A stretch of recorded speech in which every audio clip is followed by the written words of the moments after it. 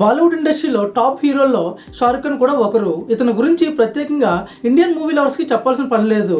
ఇకపోతే షారుఖ్ ఖాన్ గత కొంతకాలంగా వరుస ఫ్లాప్లు ఎదురు కావడంతో కొన్ని సంవత్సరాల పాటు సినిమా ఇండస్ట్రీకి దూరంగా ఉన్నాడు.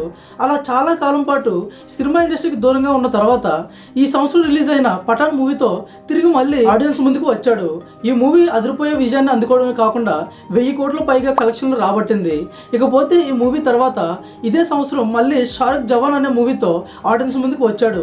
ఈ మూవీ కూడా సూపర్ సక్సెస్ అందుకొని 1000 కోట్ల పైగా కలెక్షన్లు రాబట్టింది. ఇలా ఒకే సంవత్సరం 1000 కోట్ల సినిమాలతో అదిరిపోయే రేంజ్ లో సినిమా కెరీర్ ను ముందుకు సాగిస్తున్నాడు. ఇక రీసెంట్ గా రాజ్ కుమార్ హిర్ని డైరెక్షన్ లో తెరకెక్కిన డుంకీ అనే సినిమాలో హీరోగా యాక్ట్ చేశాడు.